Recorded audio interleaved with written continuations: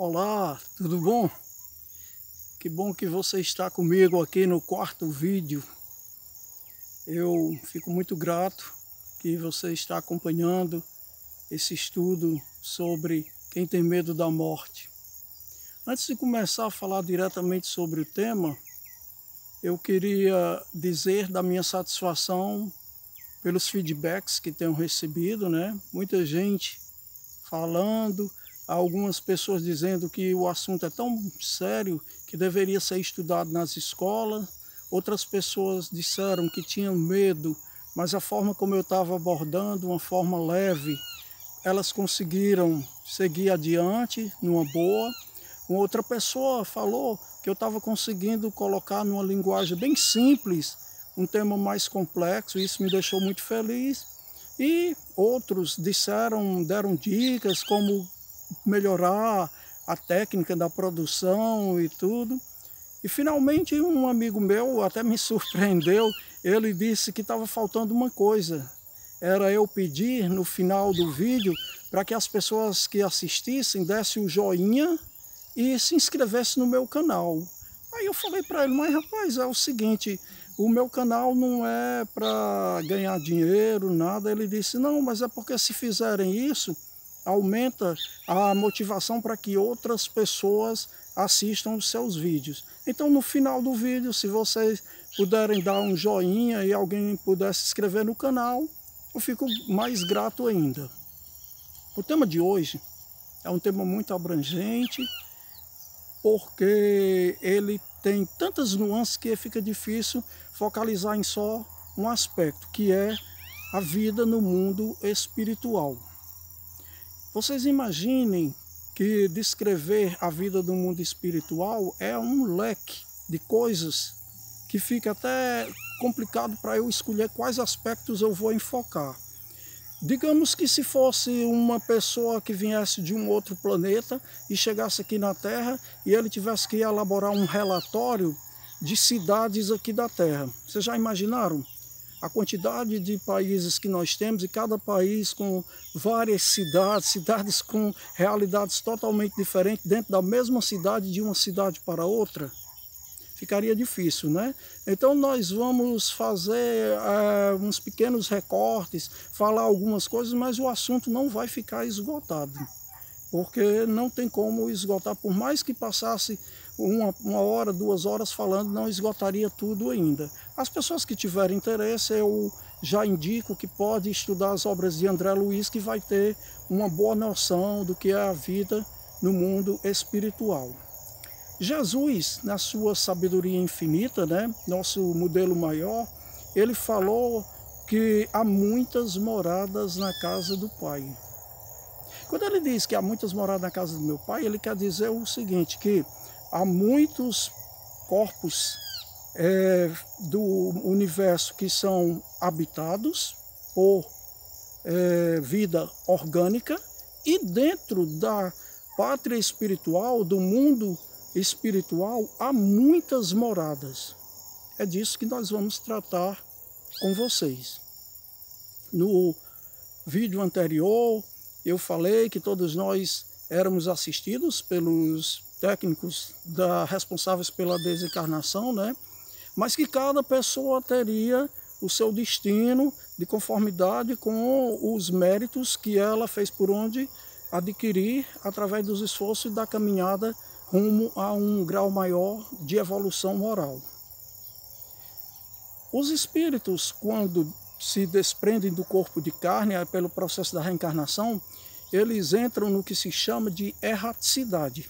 Erraticidade é um estado em que o espírito fica entre uma encarnação e outra. A princípio, a gente pensa que erraticidade são para espíritos bem atrasados, espíritos ainda ignorantes, grosseiros. Não.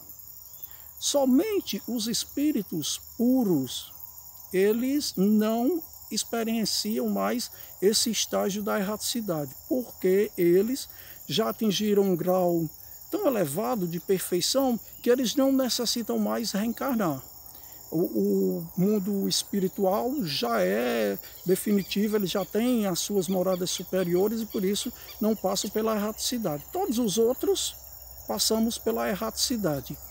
Então, é o seguinte, nós somos atraídos de conformidade com o nosso pensamento, com o nosso padrão vibratório. No mundo espiritual, tudo é vibração.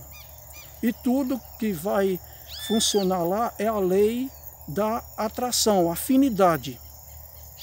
Por isso, nós já estamos percebendo o seguinte, um espírito que ainda é bastante denso, que cultivou muitos interesses materiais, vícios, que ainda está muito ligado à matéria, ele não teria como alçar voo para as moradas superiores, para o mundo mais superior, porque a sua condição não permite.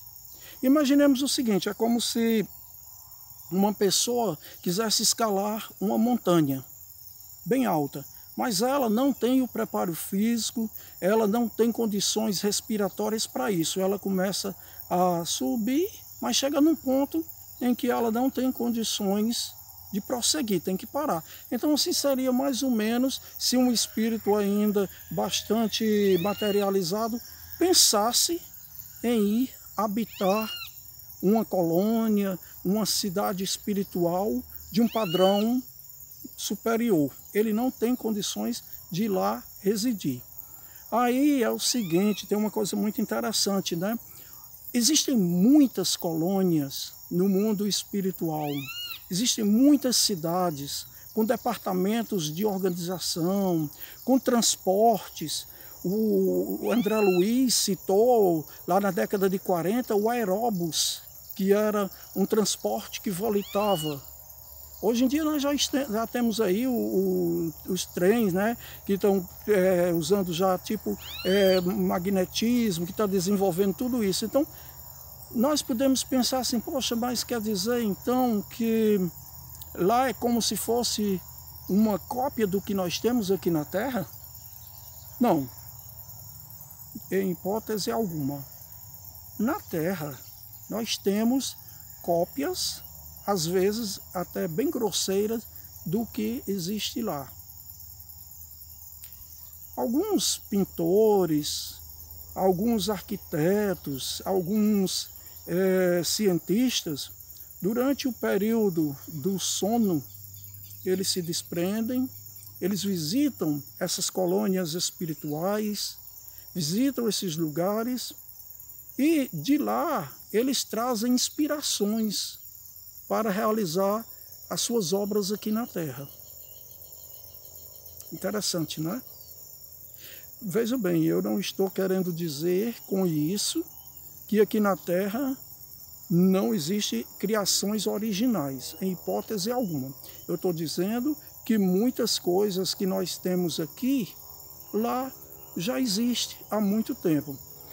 Se nós pararmos para pensar, por exemplo, hoje em dia, nos surpreende quando nós vemos as crianças logo bem pequenas, a facilidade com que elas têm de manusear os objetos, vamos dizer assim, tecnológicos, computador, celular.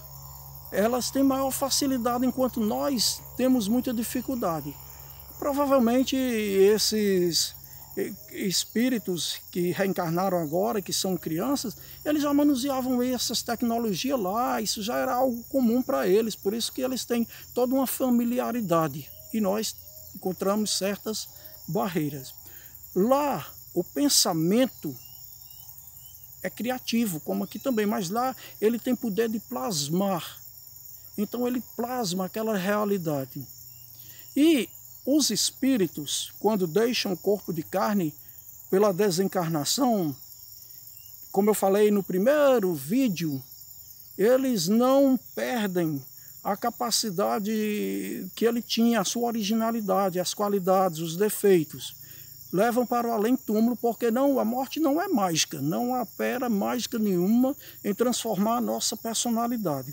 Consequentemente, em chegando lá, todos nós vamos ser tendenciosos a cultivarmos os mesmos interesses, os mesmos objetivos que nos moviam aqui na Terra.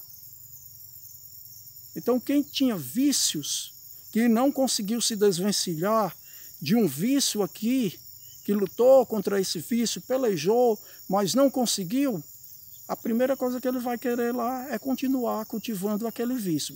E os grupos se formam a partir das afinidades, como nós vemos aqui na Terra, por exemplo, as associações, torcidas organizadas, os sindicatos, onde reúnem pessoas das mesmas categorias, que eles pensam as mesmas coisas, que comungam dos mesmos ideais. Então, os espíritos lá, ao chegarem na pátria espiritual, no outro lado da vida, eles vão procurar seus afins e vão formar agrupamentos. Esses agrupamentos podem ser com funções elevadas, com objetivos mais nobres, e pode ser também que interesses meramente materiais, pequenos ainda, e então vão se formando aqueles grupos e passam a agir cada vez mais fortalecendo aquelas ideias, e assim vão prosseguindo. Nessas condições é que vai fazer toda a diferença entre um espírito que vai poder habitar uma colônia espiritual, que vai poder ser levado logo para uma estação de tratamento, para um pronto-socorro, ou aquele que não vai ter essa assistência. Então nós vamos prosseguir depois, aqui foi só um toque, para despertar a curiosidade de vocês. É uma realidade nova para algumas pessoas, para outras já não é, porque já leram obras referentes a isso. E no próximo vídeo nós vamos tratar de mais uns aspectos, exatamente tecendo a diferença de moradia, de estado de espírito no mundo espiritual, entre um espírito que é ainda, vamos dizer, ignorante, atrasado, daquele espírito que já é bastante evoluído. Eu conto com vocês no próximo vídeo. É um prazer estar aqui tecendo esses comentários e eu espero que vocês estejam gostando também e que esteja sendo útil a vocês. No próximo vídeo nós estamos aqui e, se possível, se inscreva no canal e dê o joinha aí. Até o próximo vídeo.